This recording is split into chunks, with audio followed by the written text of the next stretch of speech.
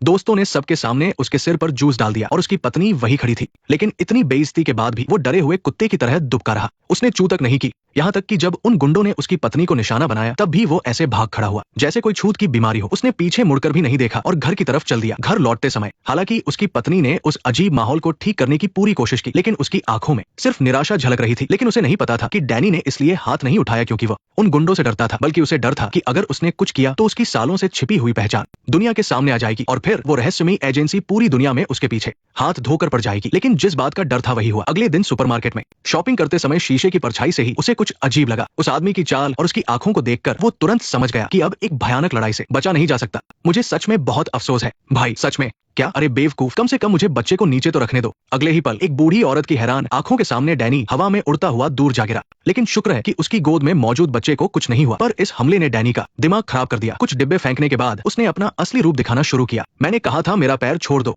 जब वो पोनीटेल वाला आदमी मरे हुए कुत्ते की तरह जमीन पर पड़ा था तो डैनी ने बड़ी शांति से जमीन पर पड़े गंदे डायपर को उठाया। फिर वहां मौजूद सभी हैरान लोगों को अनदेखा करते हुए उसने बिल भरा और निकल गया। सुपरमार्केट से बाहर आते ही डैनी ने पूरी ताकत से एक्सीलेटर दबाया और एक शानदार ड्रिफ्ट मारते हुए हवा की रफ्तार से घर की तरफ निकल गया। रोजाना डर कर रहने वाले उस आदमी की ऐसी कमाल की ड्राइविंग देखकर पड़ोसियों की आंखें फटी की फटी रह गई। लेकिन डैनी को इन सब की कोई परवाह नहीं थी। इस वक्त वो बहुत घबराया हुआ था और उसके दिमाग में बस एक ही बात थी कि किसी तरह समय रहते अपने परिवार को सुरक्षित जगह पर ले जाए और उन शिकारियों से बचाए। जल्द ही उसने सीढ़ियों के पास दीवार के कोने में एक चाकू से तेजी से एक छोटा सा छेद किया। फिर उसने एक छिपा हुआ बटन दबाया। एक आवाज के साथ सीढ़ियों के नीचे बना एक खुफिया कमरा तुरंत खुल गया। वहां से उसने सालों पुराना एक धूल भरा काला बैग निकाला जो पूरी तरह से तरह तरह के हथियारों और कुछ पासपोर्ट से भरा हुआ था। लेकिन खोलकर देखा तो सारे पासपोर्ट एक्सपायर हो चुके थे। इसलिए मजबूरी में उसने उस खुफिया कमरे से एक बड़ा कैश का बैग निकाला और घबराहट में अपने उस दोस्त को फोन किया जिससे सालों से बात नहीं हुई थी। उसने बताया कि उसकी पहचान सामने आ चुकी है और उसे तुरंत अपने पूरे परिवार के लिए नकली आईडी बनवानी है। अब वो महज एक पति और पिता नहीं था बल्कि एक भगोड़ा था। उसे अपने 5 लोगों के परिवार को उस खतरनाक और सालों पुरानी जानलेवा दुश्मनी से बचाना था। इसलिए जल्दबाजी में कपड़े पैक करके डैनी पागलों की तरह अपने बच्चों को लेकर अपनी पत्नी के ऑफिस पहुंचा। उसने एक सरप्राइज का बहाना बनाया और कहा कि वो पूरे परिवार को अचानक से एक रोड ट्रिप पर ले जा रहा है। उसकी पत्नी जेसी उसके इस अजीब बर्ताव से बिल्कुल हैरान रह गई। हालांकि उसके चेहरे पर कई सवाल थे और उसे कुछ गड़बड़ भी लग रही थी। लेकिन अपने पति का ये अचानक लिया गया पक्का फैसला देखकर उसे सालों बाद एक सुरक्षा और अपनापन महसूस हुआ। इसलिए उसने बेमन से ही सही पर हाँ कह दी। लेकिन तभी डैनी की नजर नीचे खड़ी एक अजीब सी दिखने वाली काली कार पर पड़ी। उसका दिल धक से रह गया। उसे समझ आ गया कि हत्यारे उनका पीछा करते हुए आ गए हैं। इसलिए उसने बिना कुछ सोचे तुरंत अपने परिवार को कार में बिठाया। पर जैसे ही वे पार्किंग से बाहर निकलने वाले थे तभी उस काली कार में बैठे हत्यारों ने बिना किसी डर के उसे हाथ हिलाकर अभिवादन किया। शुक्र है कि तभी बीच में एक बस आ गई जिससे डैनी को वहां से भागने और उन हत्यारों की नजरों से बचने का मौका मिल गया। हत्यारों की कार के वहां से जाने के बाद छिपा हुआ डैनी तुरंत उल्टी दिशा में तेजी से निकल गया। लेकिन उसने सपने में भी नहीं सोचा था कि गैरेज से निकलने के कुछ मिनटों बाद ही वे हत्यारे किसी जोंक की तरह फिर से उसकी कार के पीछे चिपक जाएंगे। जब उसने देखा कि वे उसे पकड़ने ही वाले हैं तो डैनी ने स्टीयरिंग व्हील को जोर से घुमाया और एक जानलेवा स्टंट करके किसी तरह अपनी जान बचाई। उसे तुरंत एहसास हो गया कि उसकी कार में जरूर कोई ट्रैकर लगा हुआ है। इसलिए वो आनन फानन में अपने परिवार को उस गैरेज में ले गया जहां वो रोज काम करता था। फिर उसने अपने रिमोट से इलेक्ट्रॉनिक दरवाजा बंद कर दिया और हत्यारों को कुछ देर के लिए बाहर ही रोक दिया। फिर अपनी पत्नी से झूठ बोला कि लंबे सफर पर जाने से पहले कार की जांच करनी होगी। इसके बाद उसने तेजी से कार को ऊपर उठाया और सच में कार के नीचे एक हरी बत्ती वाला ट्रैकर चिपका हुआ था। वो सोच ही रहा था कि इस मुसीबत से कैसे निपटे कि तभी हत्यारों की कार ठीक उसी गैरेज के पास आ पहुंची। शुक्र है कि डैनी की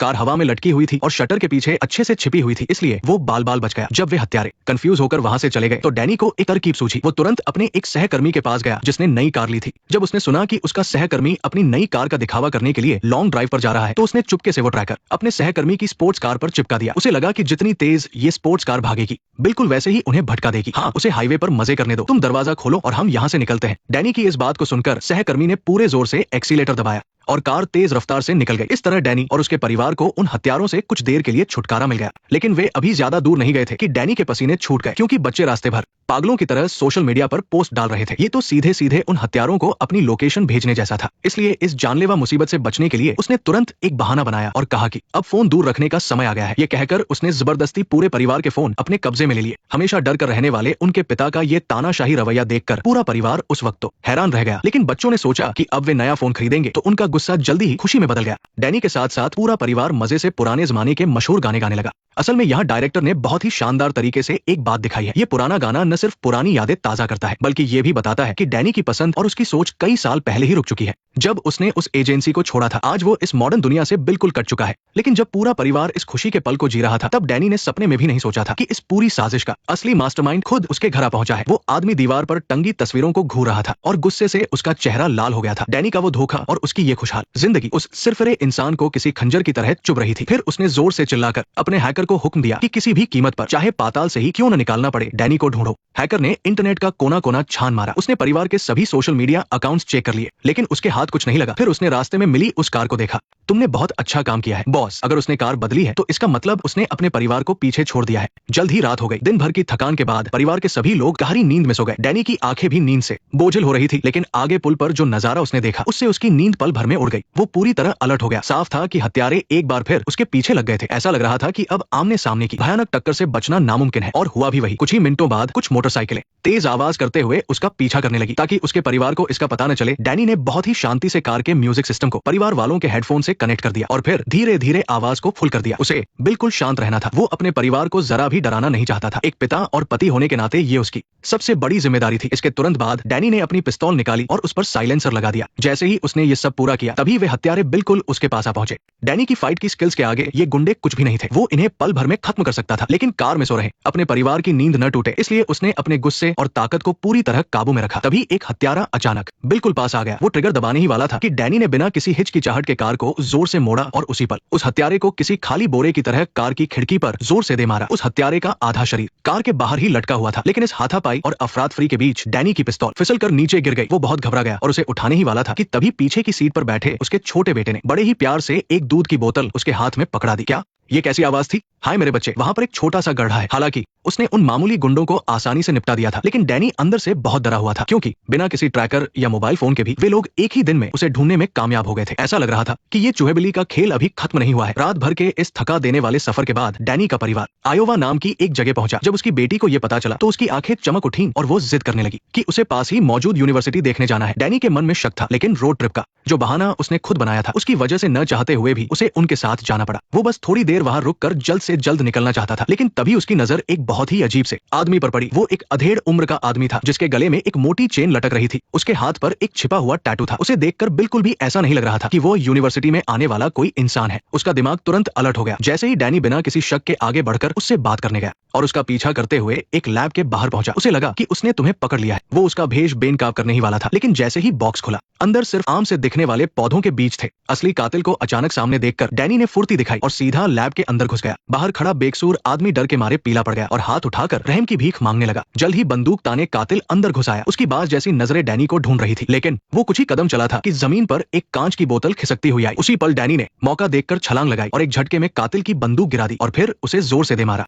दोनों के बीच हाथापाई शुरू हो गई। डैनी ने फुर्ती से एक पाइप उठा लिया ताकि वो उसे पकड़ सके, पर उस कातिल के पास भले ही कोई तकनीक न हो, लेकिन उसमें ताकत बहुत ज्यादा थी। डैनी जल्द ही कमजोर पड़ने लगा और बाजी पलट गई। इस बार कातिल ने उसी पाइप से उसका गला जोर से घोंट दिया। उसकी सांसें रुकने ही वाली थी, तभी सामने रखी एक पेन ने उसकी जान बचा ली। कातिल दर्द से करा उठा और उसका ध्यान भटक गया। इसी मौके का फायदा उठाकर डैनी ने उसे पलट दिया और एक ही झटके में बाजी मार ली। डैनी जानता था कि कातिलों की पूरी फौज कभी भी आ सकती है। वो बस जल्द से जल्द अपने परिवार को लेकर वहां से भागना चाहता था, लेकिन तभी उसकी बेटी गायब हो गई। पत्नी से पूछने पर डैनी को पता चला कि वो लड़की जिद करके इस यूनिवर्सिटी में सिर्फ इसलिए आई थी ताकि वो अपने बॉयफ्रेंड को एक रोमांटिक सरप्राइज दे सके। लेकिन जब बेटी ने कमरे का दरवाजा खटखटाया तो अंदर वो धोखेबाज किसी और लड़की के साथ था। फूट फूट कर रोती हुई अपनी बेटी को देखकर डैनी समझ गया कि क्या हुआ है। बेटी का दर्द उसके सीने में किसी खंजर की तरह चुभ रहा था। एक पिता होने के नाते वो उसकी रक्षा करना और उसका बदला लेना चाहता था, लेकिन उसने खुद पर काबू रखा और बेटी को एक खास सेल्फ डिफेंस तकनीक सिखाई। ये शरीर के नाजुक हिस्सों पर वार करने वाली एक मार्शल आर्ट तकनीक थी। इसमें ताकत का इस्तेमाल नहीं होता, बल्कि नसों और जोड़ों जैसी कमजोर जगहों पर बिल्कुल सही तरीके से वार किया जाता है या दबाव डाला जाता है, जिससे सामने वाले को भयानक दर्द होता है और वो सुन पड़ जाता है। इस छोटे से सीन से ये बात साफ हो जाती है कि डैनी असल में कौन है। वो कोई मामूली लड़ाकू नहीं, बल्कि इंसानी शरीर को अच्छी तरह से समझने वाला एक बहुत बड़ा माहिर है। जान बचाकर भागते हुए डैनी और उसका परिवार आखिरकार लास वेगास पहुंच ही गया। ये उसकी पत्नी जेसी के सपनों की जगह थी। पहले तो उसने कभी ऐसा सोचा भी नहीं था, लेकिन इस वक्त डैनी ने पैसे पानी की तरह बहाते हुए सीधा वहां का सबसे आलीशान प्रेसिडेंशियल स्वीट बुक कर लिया। दरअसल डैनी अपने परिवार को खुशियां देना चाहता था। अगर कल उन्हें मौत से लड़ना ही है तो कम से कम आज रात वो उन्हें एक शाही जिंदगी देना चाहता था। इस तरह अचानक से इतने सारे पैसे खर्च होते देख जेसी के तो होश ही उड़ गए। उस आलीशान जगह की चकाचौंध में वो इतनी खो गई कि उसे इसके पीछे की वजह सोचने का मौका ही नहीं मिला। डैनी ने देखा कि परिवार अभी भी जश्न में डूबा है तो वो चुपचाप नीचे गया और अपने एक पुराने दोस्त से गुपचुप तरीके से मुलाकात की। उस आदमी से उसने पूरे परिवार के लिए नए पहचान पत्र और वैंकूवर की फ्लाइट के टिकट लिए। इसके बदले में डैनी ने भी उसे पैसों से भरा एक भारी बैग पकड़ा दिया। कमरे में लौटते ही डैनी ने हथियारों की तैयारी शुरू कर दी। उसने अपने मोजे में चाकू छिपाया और कमर में लोडेड बंदूक खोस ली। वो अच्छी तरह जानता था कि कातिलों का अगला हमला और भी ज्यादा भयानक और खतरनाक होगा। आज रात उसे अपनी पत्नी को सारा सच बताना ही होगा, तभी कल उसका परिवार सब कुछ छोड़कर किसी अनजान शहर में नई जिंदगी शुरू करने के लिए राजी होगा। इस बीच उसकी पत्नी एक खूबसूरत लाल ड्रेस पहन चुकी थी और डैनी के साथ एक रोमांटिक शाम बिताने के सपने देख रही थी। बाहर जाने से पहले डैनी ने बच्चों को सख्त हिदायत दी कि वो कमरे से बाहर न निकले और किसी के लिए भी दरवाजा न खोले, लेकिन उनके जाते ही बच्चे खुद को रोक नहीं पाए और चुपचाप कमरे से बाहर खिसक गए। रेस्टोरेंट में खाना खाते वक्त डैनी ने कई बार अपनी पत्नी को सच बताना चाहा, लेकिन बीच बीच में वेटर आकर उन्हें टोक देता। हार मानकर उसने धारा प्रवाह फ्रेंच में वेटर को फटकार लगाई और कहा कि हमें डिस्टर्ब न करें, मुझे फ्रेंच अच्छे से नहीं आती, उन्होंने बस इतनी ही फ्रेंच सिखाई है, तुम नहीं समझोगे, मैं तुम्हें 1 मिनट का वक्त देता हूँ। डैनी को इस तरह बोलते देख जेसी हैरान रह गई, क्योंकि उसे पता ही नहीं था कि उसके पति को फ्रेंच भी आती है। वेटर तो वहां से चला गया, लेकिन डैनी की सारी हिम्मत जवाब दे गई। वो अपनी पत्नी की आंखों में देखकर सच नहीं बोल पाया, इसलिए उसने अपने सीने में दबे सारे राज उस भाषा में कह डाले जो उसकी पत्नी को समझ ही नहीं आ रही थी। उसने फ्रेंच में बड़बड़ाते हुए सब कुछ कह दिया। अगर आप गौर करें तो यहाँ डैनी की कमजोरी साफ झलकती है। जो आदमी जंग के मैदान में बिना पलक झपकाए मौत बांटता है, वो अपनी पत्नी के सामने भीगी बिल्ली बन गया था। ऐसा इसलिए क्योंकि वो बहुत डरा हुआ था कि सच जानने के बाद उसकी पत्नी उसे किसी राक्षस की तरह देखेगी। उसे डर था कि उसका ये सुखी परिवार बिखर जाएगा। वहीं दूसरी तरफ डैनी को इतनी अच्छी फ्रेंच बोलते देख जेसी को लगा कि वो प्यार का इजहार कर रहा है। उसे डैनी उस वक्त बहुत ही ज्यादा स्मार्ट और हैंडसम लग रहा था। जेसी से अब और इंतजार नहीं हो रहा था। वो बस किसी तरह डैनी को अपने साथ कमरे में ले जाना चाहती थी ताकि वो दोनों साथ में कुछ खास पल बिता सके। जल्द ही दोनों अपने स्वीट में वापस आ गए। जेसी ने बिस्तर पर फूला हुआ कंबल देखा तो लगा कि बच्चे सो गए हैं। वो सीधा बेडरूम की तरफ गई और वहां की लाइट्स धीमी कर दी। लेकिन जब वो डैनी के अंदर आने का इंतजार कर रही थी तो बाहर हॉल में डैनी के शरीर पर लेजर के कई लाल निशान मंडराने लगे। डैनी की पत्नी ने कुछ आवाज सुनी तो वो हैरान रह गई और अगले ही पल एक कातिल ने उसे दबोच लिया। हालांकि डैनी ने 2 कातिलों को तुरंत मौत के घाट उतार दिया, लेकिन जेसी अभी भी एक कातिल के कब्जे में थी। ये देखकर डैनी को मजबूरन अपनी बंदूक नीचे रखनी पड़ी। तो ये सब क्या हो रहा है? सबसे पहले मैं तुम्हें मारूंगा, फिर मैं इसे मारूंगा और फिर मेरा साथी तुम्हारे बच्चों को मार डालेगा। कैसा लगा मेरा प्लान? मैं सब कुछ समझा सकता हूँ। डरी हुई जेसी की नजर अचानक जमीन पर पड़ी लाश पर गई। खून खराबा देखकर जो खाना उसने अभी अभी खाया था वो पलटने लगा। ये भयानक मंजर देखकर उसके पेट में अचानक मरोड़ उठी और उसने वहीं पर उल्टी कर दी। ये बहुत ज्यादा डर और घबराहट की वजह से होने वाला एक नेचुरल रिएक्शन होता है जिसे वासोवागल रिस्पॉन्स कहते हैं। जब हमारा शरीर भयानक डर और घिन्न को बर्दाश्त नहीं कर पाता तो ऐसा ही होता है। लेकिन जेसी ने अपनी परवाह किए बिना तुरंत कमरे में जाकर देखा कि बच्चे कहाँ हैं, लेकिन अंदर कोई नहीं था। ये देखकर दोनों के होश उड़ गए,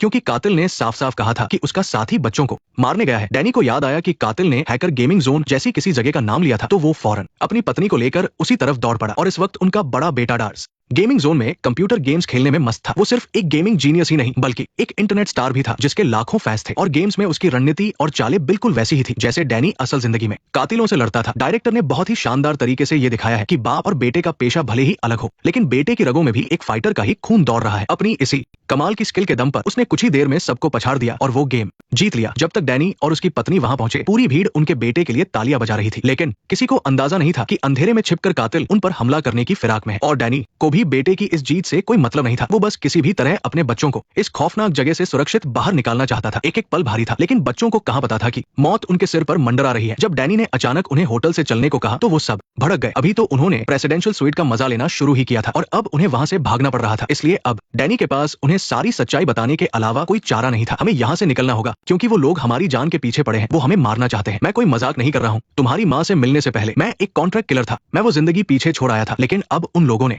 हमें ढूंढ लिया है। डैड, आप दुनिया के सबसे खतरनाक इंसान हो। शुक्रिया, अब चलो यहाँ से। इस सच ने बच्चों को अंदर तक हिला दिया और उन्हें समझ आ गया कि मामला कितना गंभीर है। डैनी की ढाल बनकर वो लोग जल्द ही भीड़ में छिप गए, लेकिन डैनी जानता था कि अगर उन्हें जिंदा बचना है तो उसे खुद हमला करना होगा। वो तेजी से खिसक कर एक गाड़ी के पास गया और कातिलों का ध्यान भटकाने के लिए उसे जोर से धक्का दे दिया। जैसे ही कातिलों ने गाड़ी पर अंधाधुंध फायरिंग शुरू की, डैनी ने पीछे से आकर उन पर हमला बोल दिया और उन्हें आसानी से धूल चटा दी। लेकिन सालों से किसी की जान न लेने की वजह से वो उन्हें जान से मारने में हिचकिचा रहा था। ये जानने के बावजूद कि उन्होंने बुलेट प्रूफ जैकेट पहनी है, उसने गोली नहीं चलाई। जैसे ही डैनी अपने परिवार से मिला, कातिल फिर से उनके पीछे पड़ गए। अलविदा। ये खौफनाक मंजर देखकर उनके बड़े बेटे की भी अपनी मां की तरह उल्टी हो गई। लेकिन जेसी दूसरी बार ऐसा खूनखराबा देख रही थी तो उसका दिमाग इसके लिए पहले से तैयार था। जो घबराहट और डर उसे पहली बार लगा था वो अब थोड़ा कम हो गया था। अब वो इन सब चीजों की आदी हो रही थी, इसलिए उसे उल्टी नहीं हुई। अब वो पहले से कहीं ज्यादा शांत और मजबूत थी। कातिलों से बचकर निकलने के बाद वो लोग एक सुरक्षित जगह पर रुके। डैनी को पता था कि अब वक्त आ गया है कि वो अपने परिवार को पूरी सच्चाई बता दे। उसका असली नाम शॉन था। जब वो 4 साल का था तब उसकी माँ गुजर गई और उसका शराबी बाप रोज उसे पीटता था। बड़ा होते ही वो फौज में भर्ती हो गया। शायद वो पैदा ही लड़ने के लिए हुआ था। अपने इसी जुनूनी और निडर अंदाज की वजह से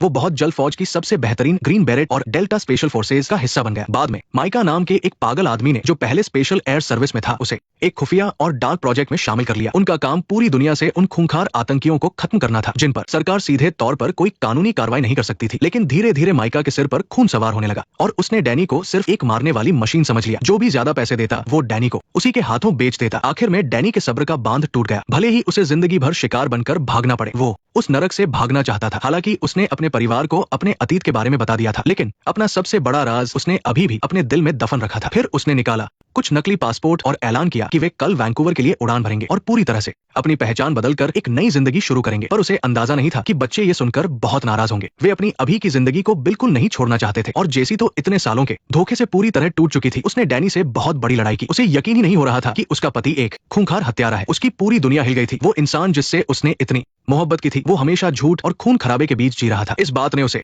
अंदर तक डरा दिया और उसे बहुत बड़ा धोखा महसूस हुआ। पूरी रात सोचने के बाद जेसी ने फैसला किया कि वो बच्चों को लेकर वहां से चली जाएगी। उसे लगा कि वे हत्यारे सिर्फ उसके पति के पीछे पड़े हैं और अगर वे चारों डैनी से दूर चले गए तो सब ठीक हो जाएगा। लेकिन आगे जो हुआ उसने साबित कर दिया कि वो कितनी गलत थी। जल्द ही अपनी सहेली ग्वेन की मदद से जेसी बच्चों को लेकर एक छोटे से एयरपोर्ट पहुंची ताकि फ्लाइट पकड़कर घर जा सके। लेकिन वो ये देखकर हैरान रह गई कि ग्वेन उन्हें लेने एक प्राइवेट जेट लेकर आई थी। उसकी इस दरियादिली और प्यार ने जेसी को भावुक कर दिया। हालांकि उसने ग्वेन के चेहरे पर छाई उस अजीब सी मुस्कान पर ध्यान नहीं दिया जो अब खतरनाक लग रही थी। फिर ग्वेन ने खुद ही अपने एक्स बॉयफ्रेंड के बारे में बात करनी शुरू कर दी जिसे वो बहुत प्यार करती थी, पर उसने उसे बेरहमी से छोड़ दिया और एक ऐसी औरत से शादी कर ली जो उससे बिल्कुल अलग थी। क्या तुम उसे जानती हो? मुझे उसे जानना ही था। मेरी पूरी जिंदगी में इस औरत के लिए मैं उसे बर्बाद करना चाहती थी। तुमने क्या किया? मैंने वही किया जो मुझे सबसे अच्छे से आता है। मैं उसके करीब गई, मैंने उसका भरोसा जीता और फिर मैंने उसके मेरी जिंदगी में आने का इंतजार किया। जेसी ये सुनकर सुन पड़ गई। उसे तुरंत समझ आ गया कि ग्वेन जिस औरत की बात कर रही थी वो कोई और नहीं बल्कि वो खुद थी। खतरा भांपकर वो वहां से भागना चाहती थी। तभी डैनी के पुराने बॉस मैका ने उनका रास्ता रोक लिया। कुछ ही देर बाद डैनी को मैका का वीडियो कॉल आया। वो डैनी की पत्नी और बच्चों को जान से मारने की धमकी दे रहा था और उसने डैनी को एक सुनसान इमारत में अकेले बुलाया। अपने परिवार को बचाने के लिए डैनी के पास कोई चारा नहीं था। जल्द ही वह उस इमारत के बाहर पहुंच गया। वहां पहले से ही कई हत्यारों ने उसके लिए जाल बिछा रखा था। उनका लीडर एक गंजा आदमी था जो उसका पुराना साथी था। वो डैनी को इमारत की सबसे ऊपरी मंजिल पर ले गया और फिर मैका और डैनी के बीच हुई बातचीत ने डैनी का वो राज भी खोल दिया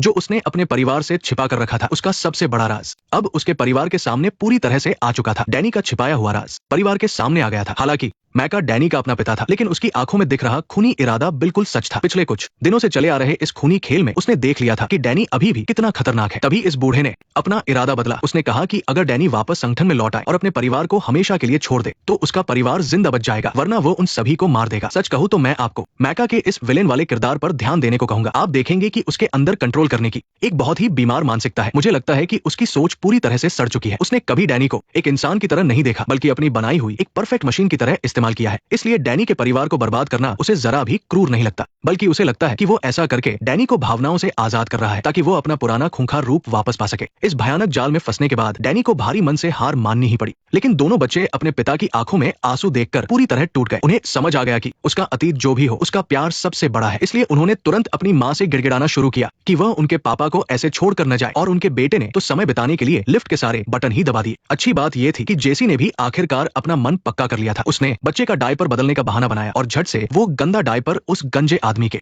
मुंह पर दे मारा। पहली बार किसी की जान लेने का डर जेसी ने पल भर में पीछे छोड़ दिया। उसने तुरंत जमीन से बंदूक उठाई और बिना डरे सीधे सबसे ऊपरी मंजिल की तरफ दौड़ पड़ी। पर वहां का नजारा देखकर उसके होश उड़ गए। शुक्र है कि ये खौफनाक मंजर बस कुछ ही सेकंड तक चला। परिवार के फिर से मिलने के बाद डैनी ने उस ड्रोन की मदद से देखा कि मैका जो अभी गया था अपनी पूरी फौज लेकर वापस लौट आया है। इसलिए उसने तुरंत ड्रोन अपने बेटे को थमा दिया ताकि वो ऊपर से नजर रख सके। जल्द ही दो हत्यारे लिफ्ट के पास पहुंचे, लेकिन जैसे ही वे लिफ्ट में घुसने वाले थे उन्हें बच्चों के सामान का एक बैग दिखा। अपने बड़े बेटे के इशारे पर डैनी ने अंधेरे में छिपकर बहुत ही आसानी से ऊपर बैठे स्नाइपर को ढेर कर दिया। वह उस तरफ है, मुझसे बात करो काई, अपनी आंखें बंद करो। पापा बाई तरफ कोई है। पापा आप ठीक तो है ना, सामने कोई है। डैनी ने एक एक करके सभी हत्यारों को मौत के घाट उतार दिया। इसे देखकर चालाक मैका भी समझ गया कि ड्रोन को कोई और कंट्रोल कर रहा है। उसने तुरंत बेहोश पड़ी ग्वेन को जगाया और उसे डैनी के परिवार को मारने भेज दिया। वहीं दूसरी तरफ छत पर छिपी जेसी ने भी देखा कि लिफ्ट ऊपर आ रही है। उसने झटपट बच्चों को छिपा दिया और खुद बंदूक तानकर लिफ्ट के दरवाजे के सामने खड़ी हो गई। लेकिन घबराहट में उसने अपनी सारी गोलियां चला दी। फिर ग्वेन कोने से बाहर आई। बिना कुछ कहे उन दोनों के बीच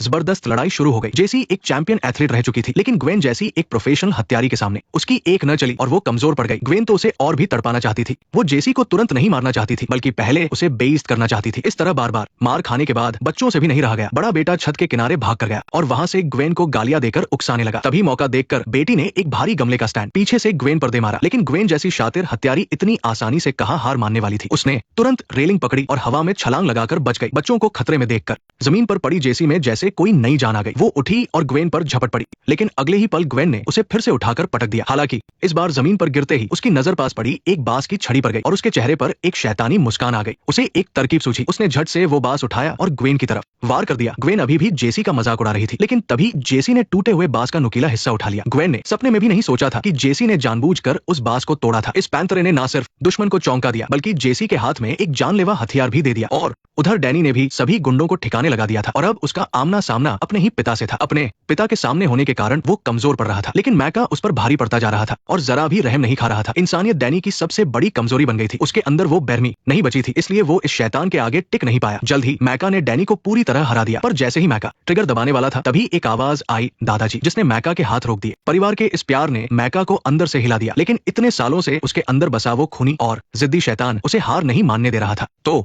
इस तरह ये परिवार मौत के मुंह से बच निकला और उस खूनी संगठन का भी खात्मा हो गया। 6 महीने बाद उस विलेन मैका को कई जुर्मों के लिए उम्र कैद की सजा हो गई और उसकी पूरी जिंदगी जेल में ही कटनी थी। और उनकी बेटी इस एक्सक्लूसिव खबर की वजह से एक मशहूर न्यूज रिपोर्टर बन गई। बात करें डैनी की, तो अब वो कोई पहचान नहीं छिपा रहा था। उसने एक टॉप क्लास की सिक्योरिटी कंपनी खोली और उसका एक बड़ा बॉस बन गया और उसकी कंपनी पूरे इंडस्ट्री में नंबर 1 बन गई। इसलिए कहते हैं किसी से भी पंगा ले लेना, लेकिन इस परिवार से तो कभी मत उलझना। यहीं पर द फैमिली प्लान फिल्म की कहानी खत्म होती है। मैं हूं बाबू, हम अगले वीडियो में फिर मिलेंगे। फॉलो कर लो, वरना अगली वीडियो मिस हो जाएगी।